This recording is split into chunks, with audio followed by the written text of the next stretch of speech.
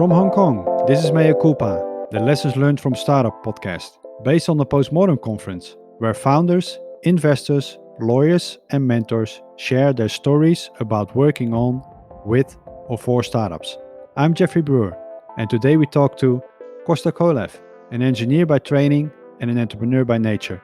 He calls himself an operator that loves building new products and teams from the ground up.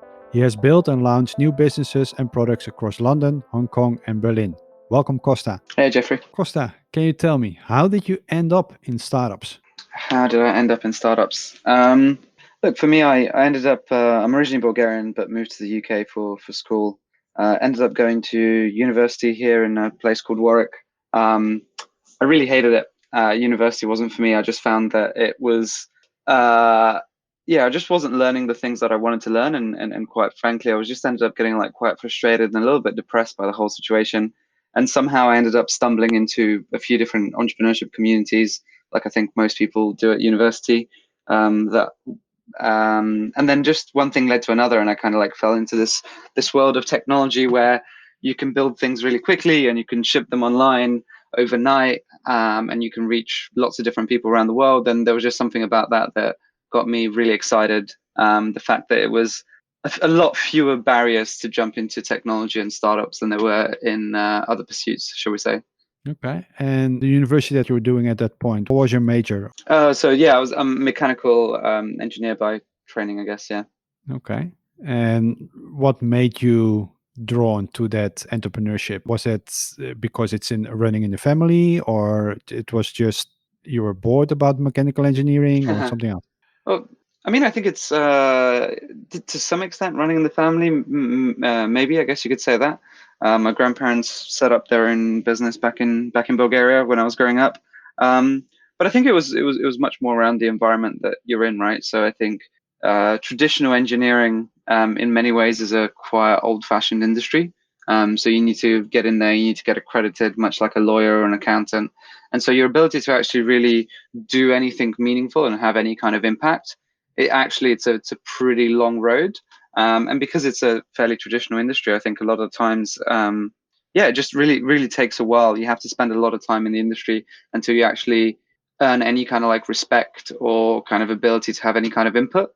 I think like I sort of tried to say earlier, I think technology and sort of digital technology in particular is much more meritocratic and accessible in that kind of way, where I think people don't really care about these kind of accolades as much.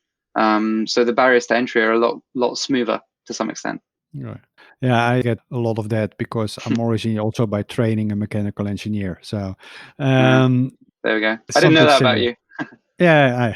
So you were exposed to entrepreneurship in university, Mm-hmm. but then still, what did you do? Did you start a startup or a student startup, or what was your first voyage into that entrepreneurship? Yeah, so first swing at startups was the first company was a company called Foodie. Basically trying to look at food waste and sort of cooking, and it was a really interesting first experience. Managed to raise a tiny amount of seed funding through a few different programs, etc. Tried to build the product, failed miserably, had no idea what I was doing. And then sort of one thing led to another, and then there was another business, another opportunity, and everything just kind of snowballed until I kind of somehow ended up trying to build an IoT startup, which kind of led me to Hong Kong and meeting you. So that's how the snowball rolled, shall we say. I still get a lot of entrepreneurs that want to do something in the food waste industry. Yeah. It's already been tried a lot. Some of the people are still working on it. What would you say to people who want to do something about food waste, and what were your learnings from that? To be honest, it's almost like a lifetime ago. This was sort of 8-9 years. So I think You're not that old. No. But I mean, in terms of technology, and sort of it's. I have to be honest. I haven't really kept in touch with the industry and what's happening there. I guess a few things that really come to mind is that now probably with COVID, a lot of the food sharing options where you're trying to eliminate waste from a peer-to-peer perspective. Probably a lot of those startups right now, I imagine, are struggling quite a bit as we kind of enforce more social distancing, etc. But yeah, that's maybe the only thought that comes to mind on the subject. Okay. And you already mentioned then you were involved in an IoT startup which brought you to Hong Kong. Can you elaborate a little bit more about that one? Yeah, sure. So, you know, if I think about failures, the first kind of like food tech startup really failed because I had no idea what I was doing in terms of like building products and technology. Um, and the second one was basically I was trying to build Nest, or an equivalent of like a smart home thermostat for the UK market, and ended up sort of, you know, trying to raise a little bit of money because, as you know, hardware's hard, and sort of like the cost of starting a hardware business and kind of getting that first prototype out. Especially at the time, it was, you know, sort of 2013, 2014. It was still fairly complicated. I think that was the height of the Kickstarter movement to some extent. But yeah, I think that the second business, really the learning there was that we were trying to fundraise, and just as that was happening, Nest got acquired by Google for 3.4 billion, or I can't remember exact number. But basically, that just completely changed um, the dynamic of the market. And all of a sudden, even though, you know, there was no real plans for them to expand to the UK market in any meaningful time frame, it really just completely changed the conversations and I think the approach of investors in the space when Google acquires your biggest competitor. Okay, that of course gives a lot of data points. Well, you were doing that. You were doing that from Hong Kong, smart home thermostat. What was the reason why that you already said hard rates are hard, but what was the biggest thing at that point? What you learned or what you struggled with while doing that? Because it wasn't your first rodeo, right? So Yeah. what was at that point the things that you didn't encounter previously that you really counted here that didn't make it go? Mm. Yeah, so I'd say, you know, like the real lessons that I took first time around was, don't build technology that you fundamentally don't understand. And I think second time around, I was like, okay, I'm a mechanical engineer. I understand a little bit about the technology here. I've done a lot of research. I learned how to code in the meantime as well. So like my level of competence on the technical side increased quite well, and I was starting to feel quite confident in that. Albeit, you know, like manufacturing is still very difficult, and I'm sure there would have been a lot of challenges further ahead. But I guess like the key thing that took me by surprise there was really just sometimes the market moves completely outside of your control. And you know, maybe black swan event isn't isn't quite the right way to kind of phrase it, but it's just that, you know, you can never that there's certain externalities around the timing in the market and what's happening with your competitors that are very much out of your control. And unfortunately, I think that, you know, that especially when you're working in venture-backed businesses, it's very often, you know, a, a huge factor in terms of what's happening, or what's perceived to be happening in the market, based on other investors. And yeah, that I'd say that's probably like the biggest learning. You know, like all the things that are outside of your control in terms of timing. Yeah, either it's a good time or it's not a bad time, or Okay, external markets, that kind of thing, then there is usually one or multiple things that make you decide to pull the plug on this. Would that be at that point for you because it was going to take too long to get your product to market, or was it unable to raise additional money, or what was yeah. it? So yeah, I mean, like literally the seed funding for that kind of completely fell through, and I just really couldn't see the next opportunity of just like continuing to push to try and fundraise. For me, it was just kind of a little bit of a lost battle, having spent such a long time trying to, you know, finding the original set of investors at the time, et cetera, et cetera. So really, yeah, just sort of trying to bring that round together, and it kind of like falling apart due to what's happening in the market. I was like, okay, so well, if I've spent all this time speaking to these guys and now they're not interested because the market's moved, do I really want to invest time in like building a new set of relationships and sort of, you know, going on that journey? And I think for me, it was it just kind of felt right to pull the plug at that time. I don't think I had the conviction to persevere and continue to find fundraising.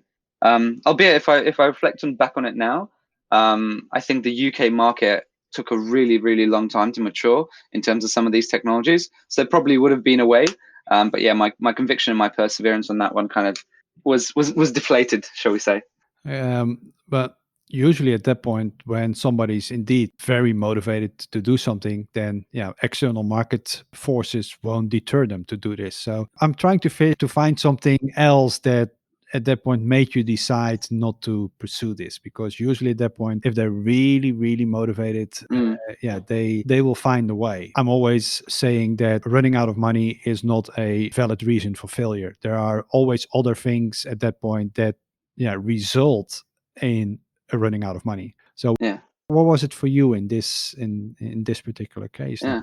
Yeah, no, you're right. I think that if I really think about it, it's probably just my own. I felt emotionally drained at that point, and I think it was just I didn't have the emotional juice to keep running, and I think that's actually probably what you're touching upon there is one of the most interesting games that we play in entrepreneurship, which a lot of people I think don't necessarily put in these terms, but it is a game of like emotional energy and how many times you get knocked down and you go back into the ring, and how many rounds you're prepared to like get punched in the face. And I think I just basically had to tap out at that particular moment. My level of energy and sort of motivation for this was kind of drained.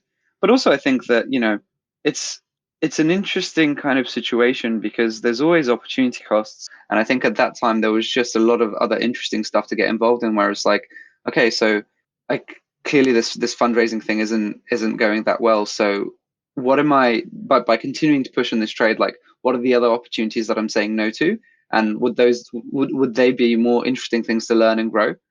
Because I think at that time in my life it was just like I couldn't really see, I didn't have the conviction or the line of sight to kind of like see forward what it would mean to actually take this off the ground.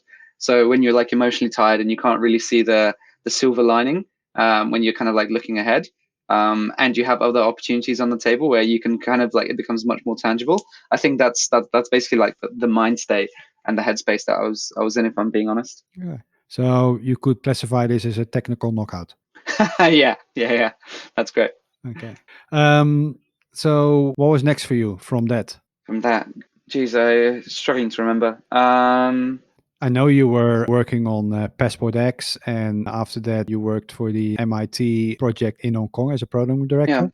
Was that actually before or after Hack Horizon? That was before, yeah. So I think at that point there was a few other bits and bobs in between, and I took a corporate job for a little bit of time, I think, to like recharge the batteries, but realized that really doesn't recharge the batteries at all, because you're just dealing with a different flavor of shit that isn't that palatable, I think, for entrepreneurs. Um, and then yeah, there was a few things in between, but I think yeah, sort of 6 to 9 months after this, I ended up coming to Hong Kong, and I think what I really wanted to do at that point is I think I kind of got the technical knockout. I feel still hadn't necessarily pushed me into just really understanding IoT and hardware and manufacturing as deep as I wanted to. So I landed in Hong Kong, and I think the first thing that I did there was organize a IoT and robotics kind of conference, which then kind of spiraled into me working with MIT on helping them set up the innovation lab there and doing a hardware accelerator and a whole bunch of other stuff. But yeah, I think even though there was a technical knockout in that business, there was still like a really deep fascination with IoT, which then kind of, I wanted to get closer and closer to that world in Hong Kong, and that's kind of how those kind of like things spiraled one into the other.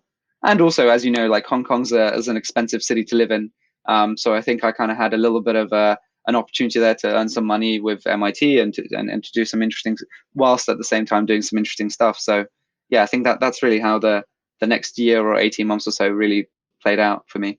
Okay.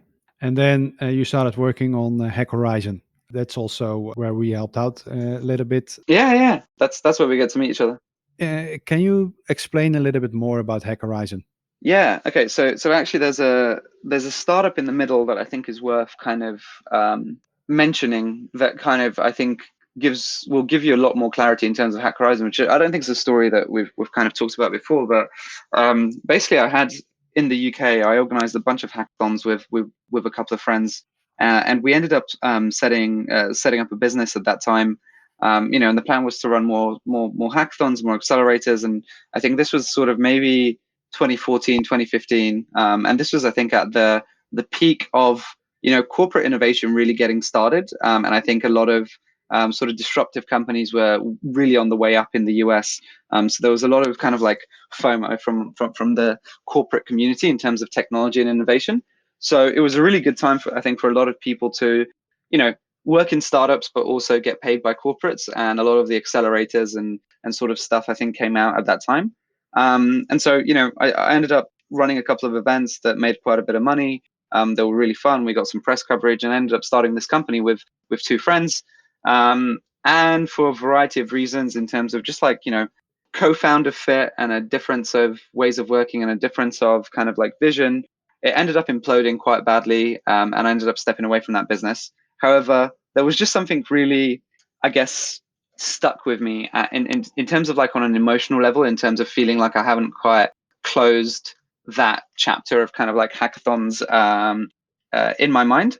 And with those particular co-founders, we had an interesting journey because we ended up the first hackathon that we did was on a bus. The second one that we did was on a train. And we always joked that, yeah, we should do one on a plane. And for some reason we could never, pardon the pun, but take that idea forward and help it take off. So I think when I came to Hong Kong, there was just something natural that kind of like came to me. Partly, I think, to prove to myself and maybe to like kind of have some emotional closure past that kind of bad experience with those co-founders. But also, I think because like Hong Kong had a very, very interesting travel scene in terms of, Hong Kong International Airport, the kind of like travel infrastructure there. So I think those kind of things like coalesced in terms of me trying to get that off the ground. That's the fullest story that I think we haven't necessarily talked much about before. Okay, and then yeah, of course, Hack Horizon, a hackathon on a plane. Yeah. When I first heard about it, I was like, "That sounds amazing!" And of course, you had the same idea because that's why you organize it. But Mm. is it? Is it amazing in hindsight? In hindsight, without a shadow of a doubt, I think it's one of the highlights. And I think part of the reason is because it was just like a stupid, crazy idea. And off the back of it, I think we just were like, if I think back to all the people that we managed to get to apply for this, so we had a whole recruitment process. I think we had like nearly 700 applications for people to come on board. We only had 32 spaces, so we actually were able to bring together some really quite amazing people to take part in this whole experience. So I think like from a outcomes point of view, externally looking, I think it was definitely at least amazing in terms of talent and the people that we were able to bring together and just like the whole experience itself. And on a personal level, just learned so much, and it was such an amazing and ultimately very painful at certain points experience. Trying to convince the travel industry why something like this is a good idea. Then, because I find it fascinating. How do you start something like that? What would be your first thing to attack when you want to organize something like that? What would be your first outreach? What would be the first thing, the first step Get a to plane. make this? Get a plane. Yeah. Uh, in Yeah. one way or another, hijack on the ground, whatever. Yeah, I mean, I think hijacking a plane.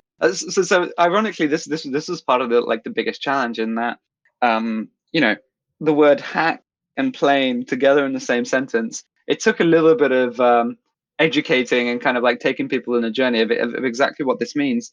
But I think the story that we were telling at the time, and I think to some extent it still stands, is that travel is a really, really heavy infrastructure cost business. So if you want to innovate in the space, it's actually very, very hard to just think about all the different players, all the different interactions, et cetera, et cetera.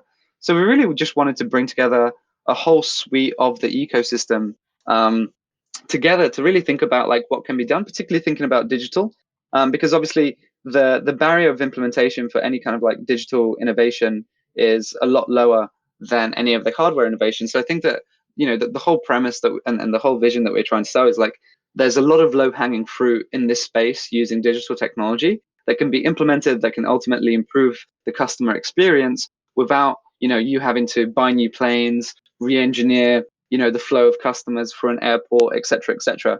And it was just really thinking about it from like digital customer experience innovation and how that can be a low cost but high output type initiative.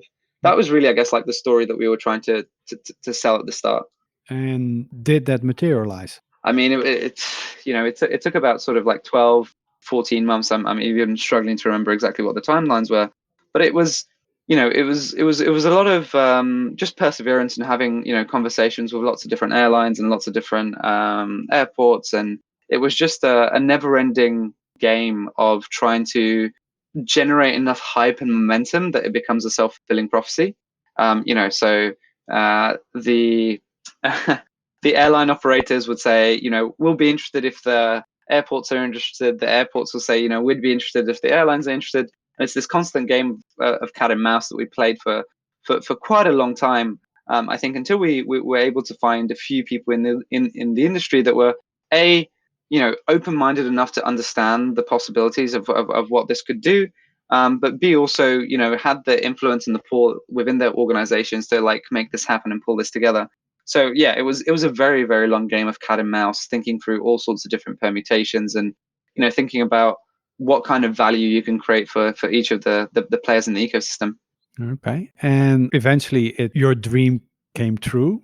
And can you tell me a little bit about the actual event, the actual hackathon? Can you tell a little bit more about how that went and yeah, the challenges there Yeah. that you got?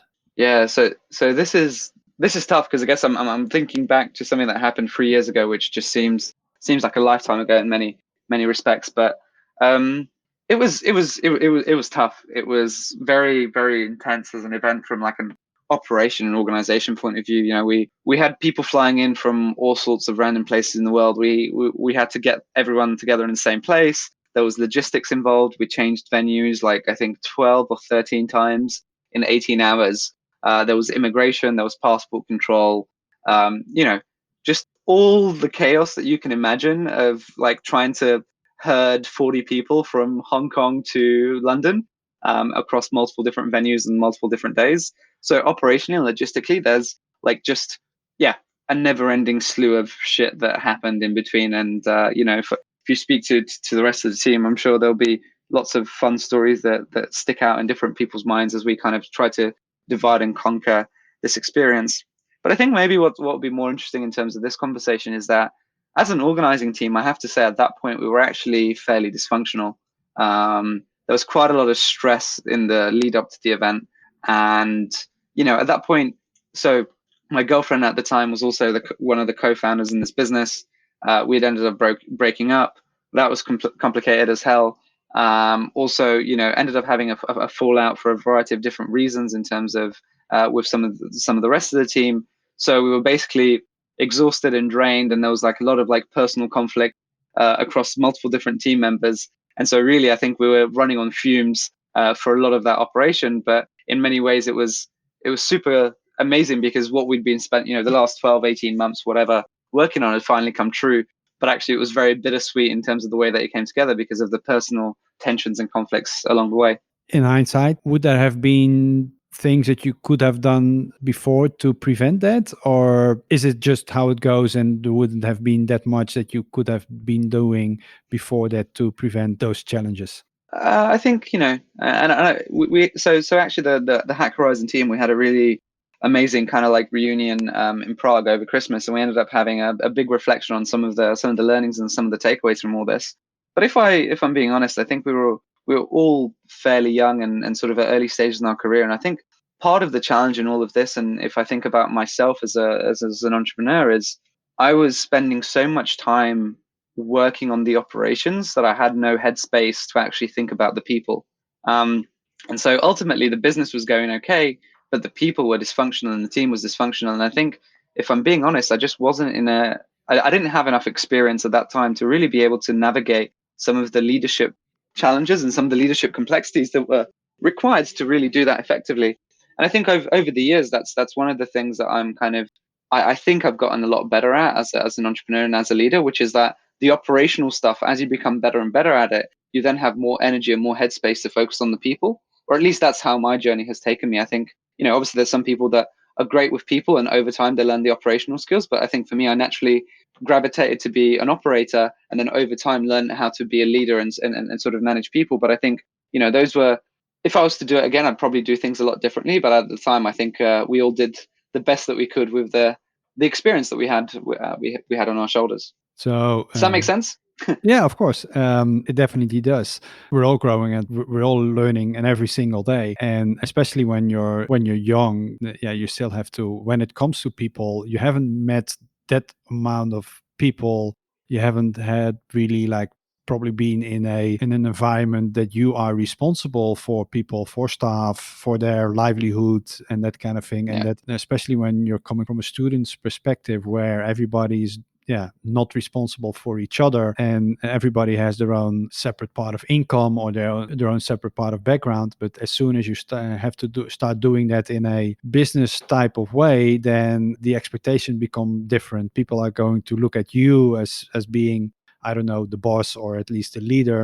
And you haven't really not a lot of experience in that. And then you, I wouldn't say fail, but you're doing things differently based upon your experience. So no, I definitely get that. But you said that you had a reunion, Yeah. which went, what I get from you, really well. What was the general sense of, at that point, say 3 years after the event, everybody now has a little bit more experience?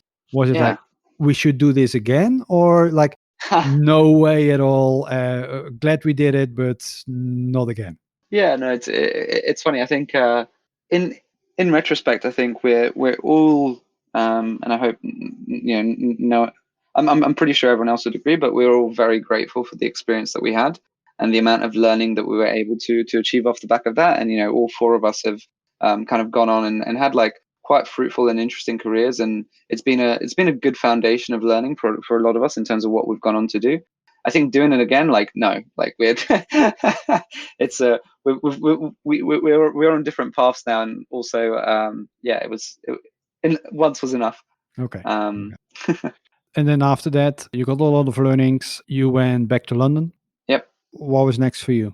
Yeah, so next I ended up joining the venture team at BCG, which was basically my rationale for this is that I had spent the last 5 to 6 years of my life working and learning like a crazy amount with startups and in entrepreneurship and accelerators and VCs and kind of like everything in between. Um, there's a lot of extra stuff that happened in the middle that I think was kind of like great learning experience. But I think ultimately there's two things that I felt quite insecure about in myself at those points. I think one was really around not having like a brand name associated to me, and I think I have to say actually Hong Kong really made me feel slightly inadequate in terms of not having a rubber stamp, shall we say, in terms of a big brand that I'd worked for, et cetera, et cetera. So that was, I think, a chip on my shoulder, shall we say. And I think another chip on my shoulder that also been there was just from a cash and an income point of view, just really hadn't been in a position where I'd been able to, monetize and leverage all the stuff that I'd learned throughout the years in terms of startups and early stage businesses in any kind of meaningful way. So when I joined BCGDV, it was for me an opportunity to kind of do a 2-for-1 on both of those things at the same time to, get a stamp from like the best probably venture building organization in the world at the time, backed by one of the biggest strategy consultancies, together with like a stable paycheck where I know how much income I'm getting every month, and that's kind of like fixed, as opposed to, well, we'll see, this month was a good month, next month maybe not, and this constant emotional financial roller coaster that you're riding, not only an emotional roller coaster as well. So that was really kind of like what led me to BCGDV, and yeah, it was a pretty great experience. Of course, it's always nice to have a fixed paycheck, but as I already know, we had a little bit of discussion before this. Things gets a little bit itchy. So, can you tell me a little bit what you're doing right now? Yeah, so I spent about a like a year and a half or so at BCGDV, sort of worked on quite a few exciting ventures. But ultimately, I think for me, there's part of my nature, and whether it's a bug or a feature, I think the jury's still out. But I think part of it is I'm really want to always maximize for growth, or at least at this kind of like stage of my life and my career. I always kind of like want to learn and want to grow, and I think that within corporates, you always have to be mindful of what it is that you're actually learning and gaining.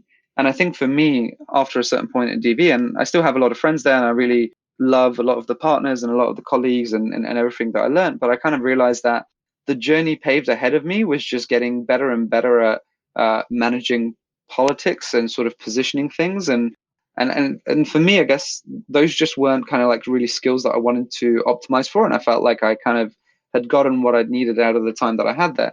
So I basically then kind of stepped back out and just wanted to kind of get back into the trenches in a slightly more lean and agile kind of way. So then for the next 18 months up until very recently, I spent a bunch of time just being an advisor and a consultant across product and growth for a variety of different early stage businesses and a few VCs here in London. Okay. That mean that you created for yourself a kind of like a buffer, kind of a runway to make that possible, or you were charging for those services? Yeah, no, it was good. I think that after DV, I was able to guess monetize that rubber stamp to some extent. So it was actually um, decent income in terms of being able to charge. Like, don't get me wrong, like finding clients was tough at certain points, and I mean, you've run an agency, you know what it's like. But I can't complain. It was a good sort of year or 18 months or so.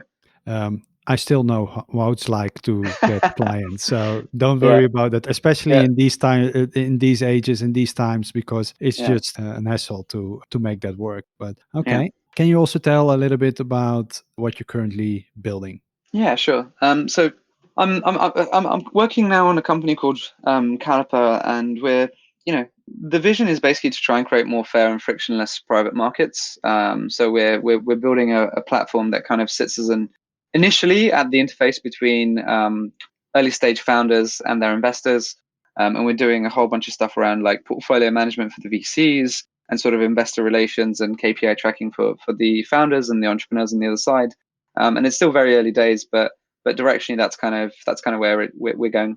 Okay. But with all your experience and your background, this would be the perfect thing. It's set up. You have everything under control. You have a perfect business model canvas. You have a perfect pitch deck. You have perfect co-founder agreement or not. Yeah, I mean, like it's never perfect. I mean, look, right, like on paper it makes sense, and I think my the really interesting thing here is that my I feel like my founder product market fit is incredibly strong, and I have really high conviction in that, more so than any other business that I've built. But also, we're coming off the back of COVID and potentially about to go into like a global recession. I think investor confidence is in a slightly interesting place. It's nothing's ever perfect, especially when it comes to startups. It's always messy and muddy, no matter how it might seem from the outside. You Yeah. know that. Yeah, of course. That's always. It's a leading question.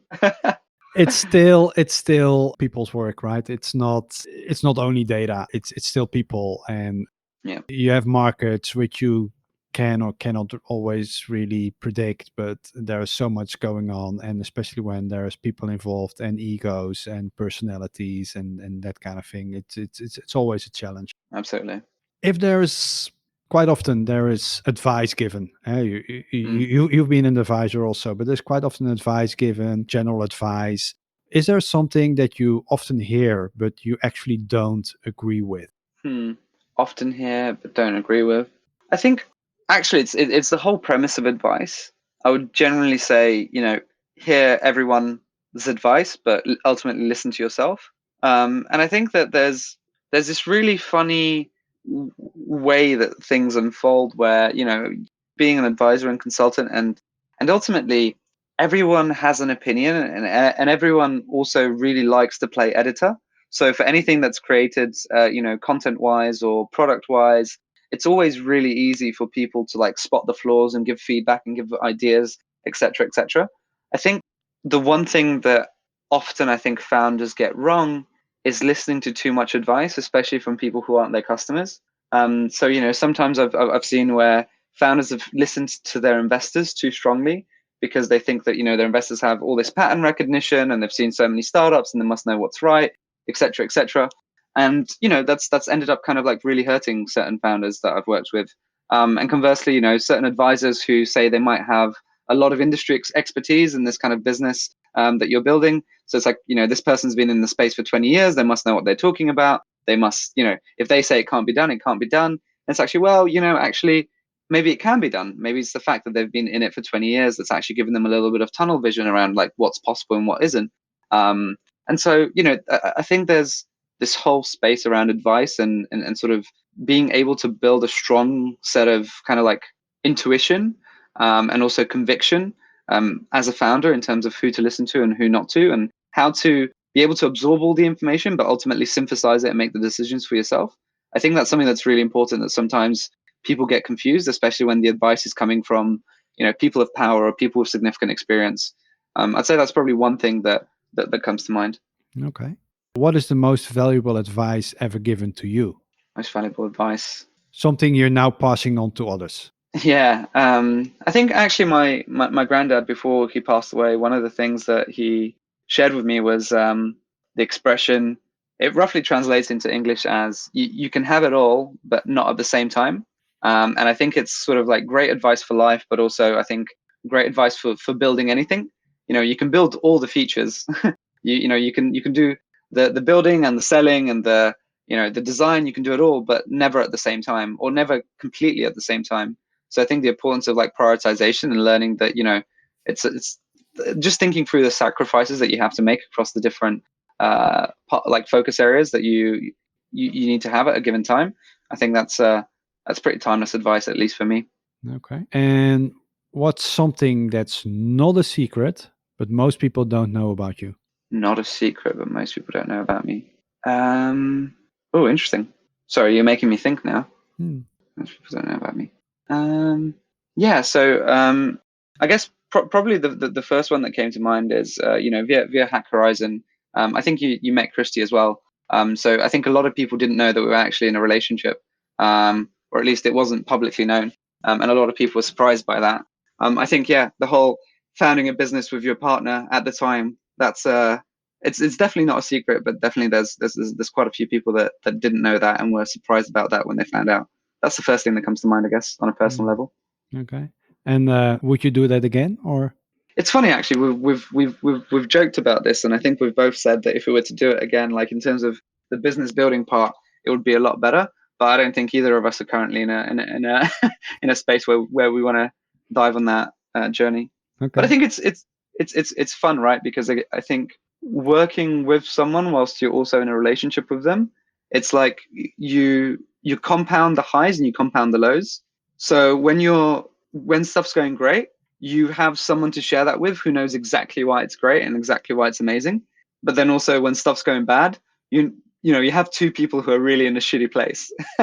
And so like, how do you pull yourself out of that? So in many ways, it's like it's the emotional roller coaster just doubles in terms of the drops and the climbs.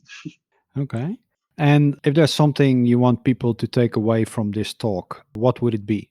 What do you really want to drive home here? I mean, there's a lot of things that we touched upon, but I think just kind of like maybe following up from what I was just saying about the emotional roller coaster.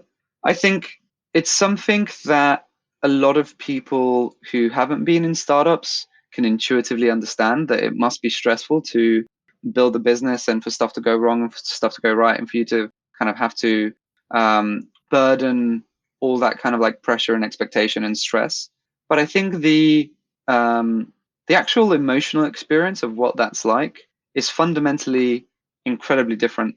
And even I would say, just kind of like thinking through the people that I've worked with and sort of the teams that I've been involved with, even the difference between the person who's started the company and the person who's like employee number one or co-founder a couple of months later, the difference in terms of just the emotional experience of that is substantially quite different. Hmm. And I think it's something that a lot of people can sympathize about, but very few people can empathize about. And I'd probably just say to anyone who's out there thinking about starting something or currently in the trenches, emotionally it's a roller coaster, and learning how to manage your emotional energy is probably one of the most important things that you can do as an entrepreneur to make sure that you kind of have longevity. And part of that is resting, part of that is recovering. But I think it's something that it's easy to understand, it's hard to feel, and it's even harder to then like manage on an emotional level. Okay. I want to thank you for your valuable insights and sharing of your lessons learned in startups. Thanks, Jeffrey. For the listeners, although the rating system of podcasts is hideous, if you like the Mea Culpa series, you can rate this podcast with 5 stars as a motivation for the makers. Thanks to Museo Crowdbrain Hong Kong for being a venue sponsor for this episode, and thanks to Copy Ventures for making this series possible. This is Jeffrey Brewer. Go out and build something meaningful.